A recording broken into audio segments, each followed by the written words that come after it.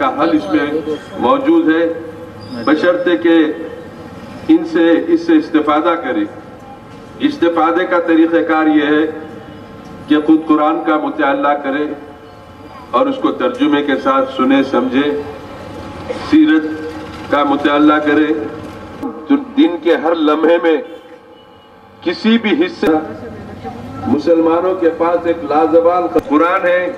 یہ سب چیزوں کو ہم سامنے رکھ کر کسی کی تعلیمات کی طرف ہم کو دیکھنے جھانکنے کی ضرورت نہیں ہے۔ قرآن پاک وہ مقدس کتاب ہے جو اللہ تعالیٰ نے اپنے حبیب پاک صلی اللہ علیہ وسلم کے ذریعے اپنے بندوں تک بھیجا، اور رسول کریم صلی اللہ تعالیٰ علیہ وسلم نے اس قرآن پر نہ صرف اپنی امت کے سامنے پیش فرمایا بلکہ اس پہ عمل کر کے بتا دیا کہ سرکار عالم صلی اللہ علیہ وسلم کا بیٹھنا قرآن، اٹھنا قرآن، بولنا قرآن، سونا قرآن، چلنا قرآن، ہر حرکت سرکار کی سفر کی زندگی، غزوات کی زندگی، خلوت کی زندگی، جلوت کی زندگی، تمام پہلو ہم کو قرآن شریف میں اور سرکار کے اسوہ حسنہ میں ہم کو نظر آئیں گے، اور اس میں سے ہم کو اپنے میں نے سمجھتا کہ تمام حاضرین جو بیٹھے ہیں ان کو اسوہ حسنہ کا ایک ہی پہلو ان کو چاہیے۔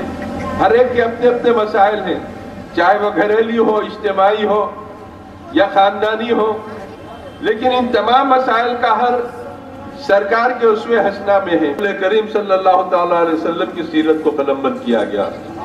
مورخین اپنے لیے باعث شرف سمجھتے تھے سرکار عالم صلی اللہ علیہ وسلم کے اسوہ حسنہ کو قلم بند کرنے، تحریر فرمانے کے لیے، اور صحابہ کرام سرکار کی ایک ایک ادا پر نظر رکھتے تھے، اور جو بات سمجھ میں نہ آئے دریافت فرماتے تھے، استفادن دریافت فرماتے تھے، محبت میں دریافت فرماتے تھے، اور سرکار اس کی وضاحت بھی فرماتے تھے۔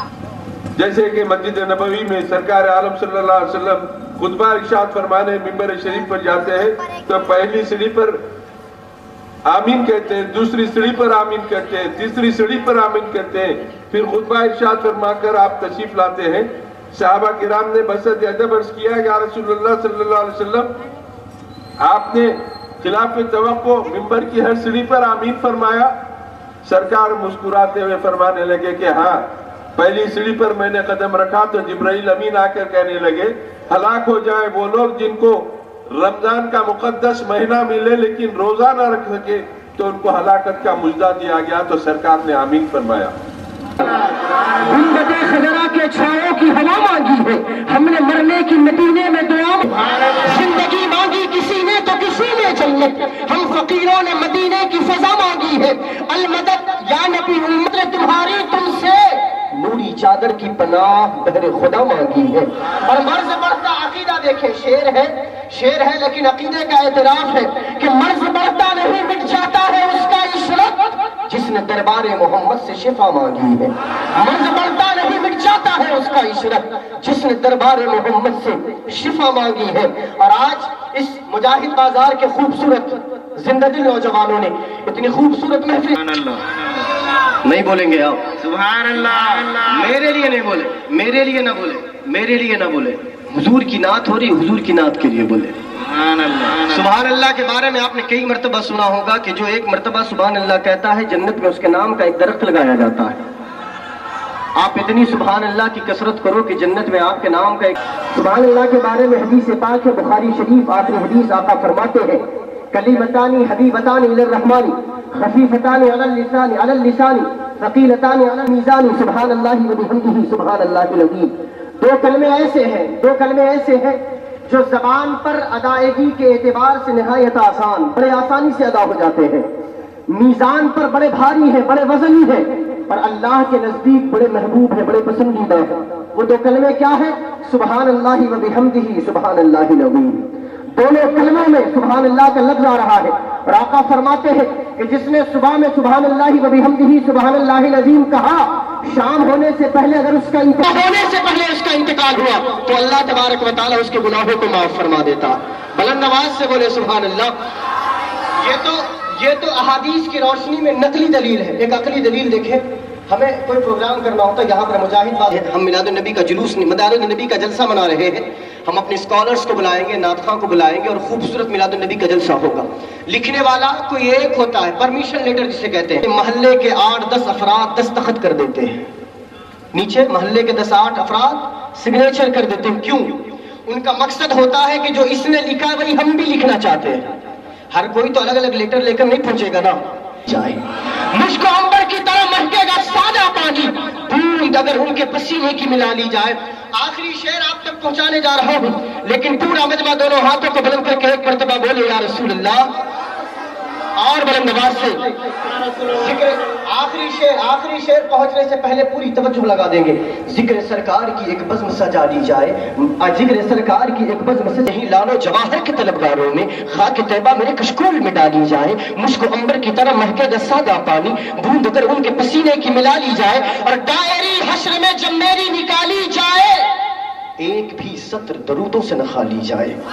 دائری حشر میں جب میری نکالی جائے ایک بھی سطر درودوں سے نہ خالی جائے، اور میں جب چاہوں مدینے کی زیارت کو چلا جاؤں، میرے مولا مجھے ایسا پرندہ کر دیا جائے۔ اور بہت آسان نسخہ ہے مصیبت سے نکلنے کا، درود پاک پڑھنے میں اضافہ کر دیا جائے۔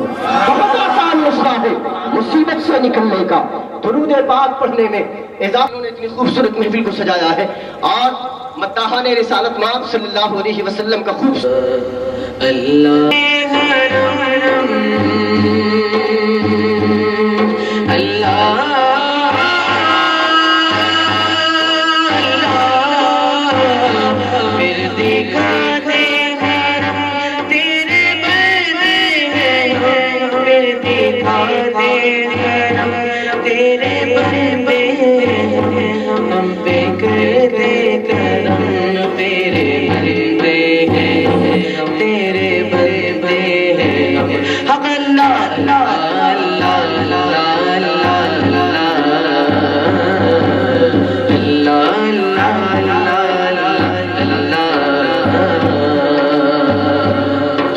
ایسا لگتا ہے دیکھا